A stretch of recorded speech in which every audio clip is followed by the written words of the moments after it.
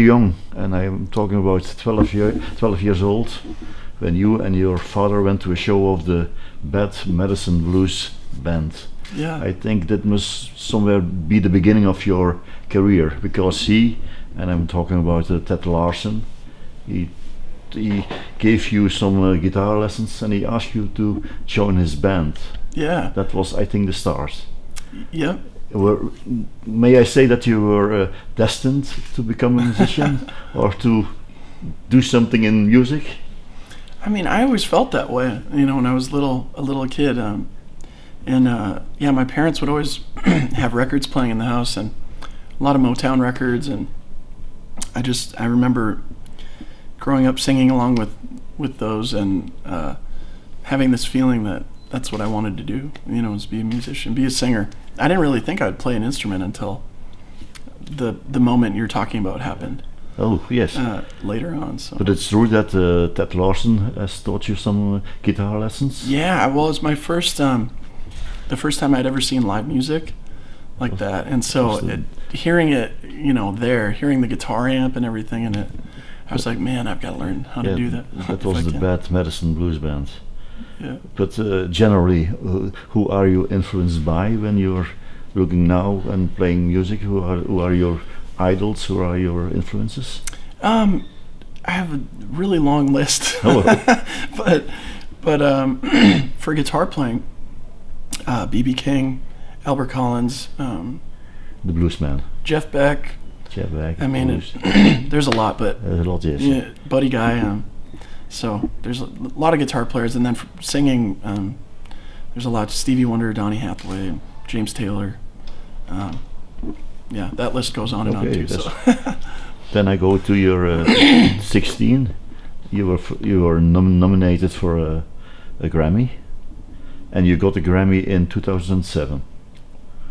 What did you realize at that moment, being that young and already getting a Grammy? Was there somebody to put you back on the ground? Yeah, well, winning a Grammy is obviously really, really nice. It feels good to know that people who are musicians like you, kind of chose you to win that category. So that was really special and tremendous honor. So yeah, in the past years you stood with a lot of people on stage.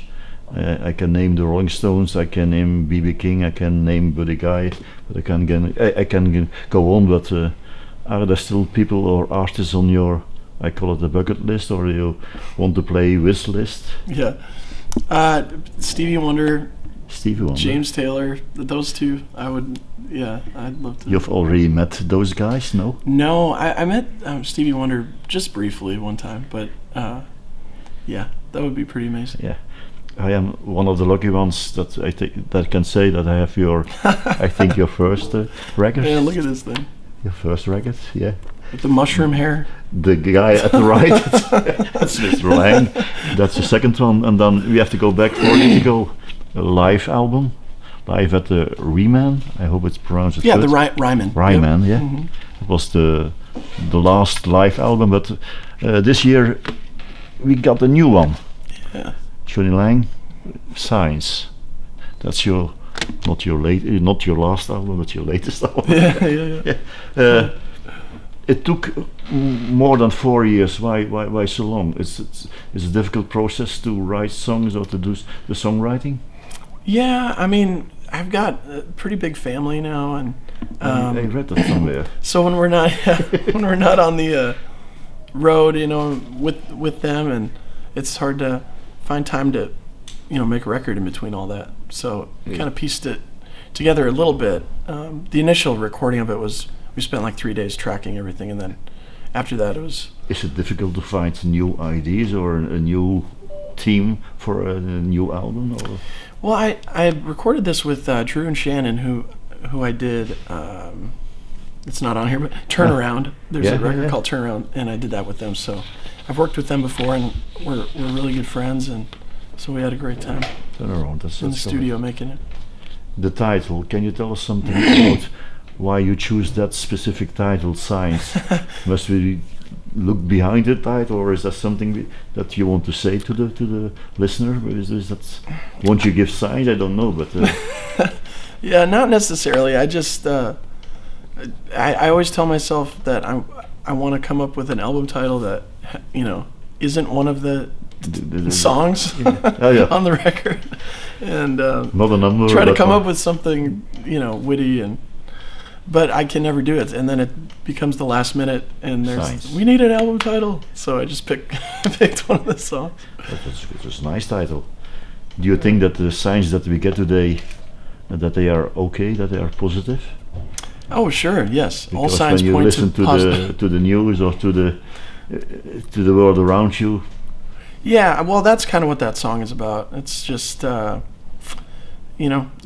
a lot of crazy stuff. Yeah, it seems like every day going on. So when you must give a title, give a style to the album, is it a blues album? I don't know. Honestly. I mean, the guitar playing. My guitar playing is really influenced by blues, and a lot of the the production on some of the songs is.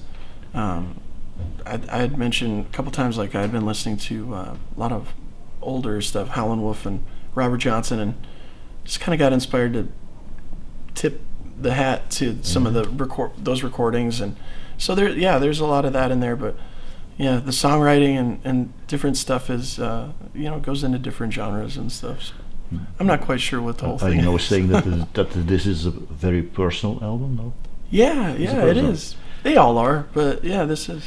Then I will mention one song, the song about Make It Move. For me, a song about weakness, no? Yeah, well, just, that one's kind of, for me, just about complacency, just being you start out wanting to just climb the mountain, but you live in the foothills for your whole life. Start yourself. Yeah. You are now in the business about 20 years. It's been it's crazy. What are the big changes for you in those 20 years? I've learned a lot about music and how to navigate being a dad and a husband, and but also doing this for a living and being on the road, and so I'm still learning. What would you do different when you could start again? Oh, a lot of things. Lots of stuff. No, I mean, it's the whole thing. I wouldn't take it back, because I'm happy with where I am now. But there's a lot of things I do differently. What did you learn about yourself from being from playing music or writing songs or being a musician? Well, just how I didn't realize how deep music could go, and just over the years. In someone's person. Yeah, exactly. Yeah, and what it can mean for other people, and at some point it stopped being so much about just me loving to do it, and it has started being more about trying to do songs that relate to people and can help people. Jonny, what are your plans for the near future? Still working on new things or new ideas in your head? Yeah, always. We don't have to wait 4 years for the next album. Well, the songs are there. We've got plenty of songs. But it's just the time to record them. So. I hope it's not 4 years. I have a last question. Normally I always have 10 questions, but the last one, Jonny. What can we expect this afternoon? Because you are very early on the list. I've seen on the list. What can we expect? What will be on the set list? And well, we're doing. Let me see. I'm not sure how long we're playing tonight, but we're doing a few of these off the new one. Probably 4 or 5 of these, and then some of the stuff from the past records as well. And one thing I didn't found somewhere, but who is in the lineup? Who is playing with you today on scene, on stage? Zane Carney's playing guitar. He's an unbelievable guitarist in his own right, artist, and I'm lucky to have him over here. Tyrus Sass is playing keys. Barry Alexander's playing drums, and Jim Anton is playing bass. Okay, Mr. Jonny Lang, that were my questions. We thank you again for your time and for the Rusheim time, and we hope that you will have a good time in Belgium. Sorry, in Holland. You're from Belgium. That's okay. And just the last question: when will you be satisfied as today? I'm sorry. What's that? When will you be satisfied? When will you be satisfied today? I'm not Do sure. you expect some reactions from the people? Or? Oh, I see what you're saying. Yeah, I mean, hopefully, people have heard the new stuff. But usually, when we come over and do festivals, that's why I like it, because you can tell nobody's really heard. Not nobody, but most of the people haven't heard your music, and so that's what I enjoy about it. Playing music for new folks. So thank you again, Mr. Jonny. Yeah, thank you very much. I hope that you will sign my